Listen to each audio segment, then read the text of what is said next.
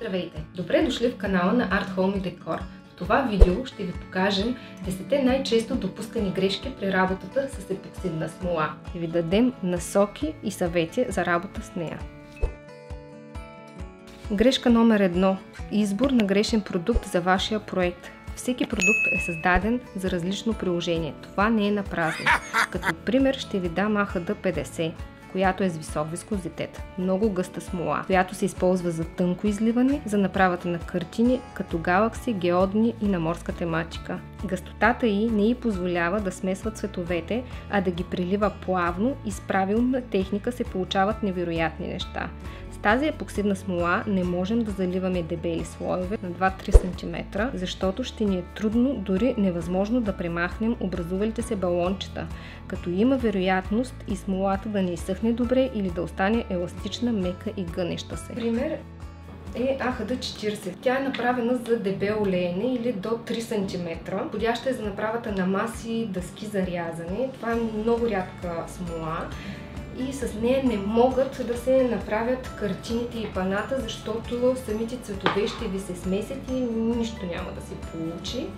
Също така и времето на съхнене едната и спрямо другата е различно, като при AHD 40 нарочно е с по-дълго време, за да имате повече време да работите с нея. Тя съхне от 2 до 4 дни, докато при AHD 50 е до 24 часа, където не позволява пак това смесване на цветовете, ами втвърдява по-бързо. Грешка номер 2. Неправилно смесване, измерване и разбъркване на двата компонента – смола в твърдител. Уверете се, че сте видели, прочели в опътването на вашата епоксидна смола с какво смесване – дали е на обем или е на тегловна единица. Когато мериме на тегло, задължително тарираме съда, който слагаме и гледаме съотношението на смолата. Тази е 4 към 1 или ние ще поставим 200 грама смола и 50 грама в твърдител. Докато има други смоли, които са на обем. Там вече използваме мерителни чашки, кофи и гледаме нивото на обема да е напълно една. При разбъркването хубаво е да, колкото се може по-дълго време да разбъркваме, от сорта на 5 минути, разбъркваме и преместваме задължително в следващ съд, защото на дъното на чашката остава недобре разбъркана смола и когато ние почнем да заливаме нещо, тази неразбърканата част остава отгоре и по този начин се получават едни лепкави петна. Недостатъчното разбъркване също допринася за лепкави петна по продукта, не стягане на смолата, ако сложите по-малко или повече твърдите, остава мека, гумена, еластична и в някои случаи дори може и да се напука. Другото нещо, което за правилното смесване на смолата е да спазвате, както казах и преди малко, стриктно пропорциите, защото когато някои от клиентите ни попитат, ами ако сложа малко повече в твърдител, дали няма да ускори процеса. Не, няма да ускори процеса на съхнение, напротив ще станат големи поразии, като може дори и да загреете смолата, тя да почне да се свива, последствие да се напука, може да почне и да пуши също така че такива експерименти по-добре е да не правите.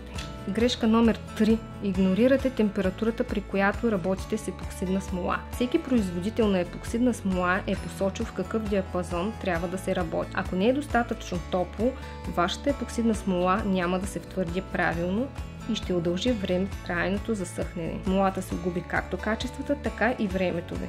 Грешка номер 4. Смесване на различни марки и видове епоксидна смола. Това е недопустимо. Всяка марка си има своята формула. Не може да смесвате смоли дори от една и съща марка, защото съотношение на смесване е различно, но дори и то да е еднакво, формулата е различна. Нямате на идея какво може да се получи и колко може да е опасно за вас. Епоксидът е вид химикал. Бъдете стриктни. Грешка номер 5.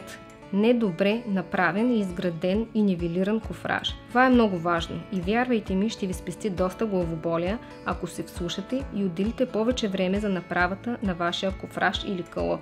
Нивелирайте добре работната маса, за да не се стича епоксида в единият край и после да се наложите до припадък или да заливате още смола, за да изравните вашия проект. За направата на една маса River Table е необходимо доста смола, затова кофражът е важен. Оплътнете добре.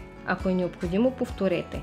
Ако пропуснете една малка дупка или цепнатина, епоксидната смола ще изтече. В това начинание се иска много търпение и, разбира се, някои неща и технологично време. Силиконът, с който работите за направата на кофраж, трябва да е напълно изсъхнал. Дори ако питате мен, застраховайте се с още един ден преди да излеете смолата.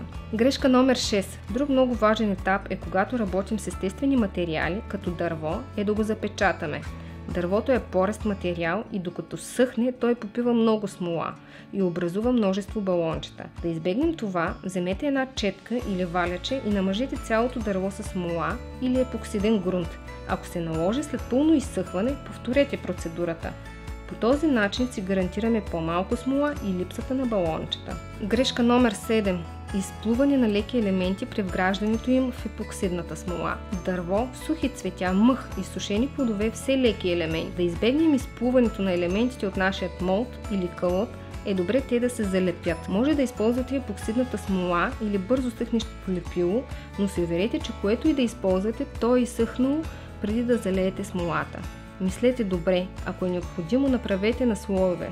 Залейте малко смола на дъното, изчакайте да изсъхне, намажете после мястото, където искате да правите, например портокалово резенче.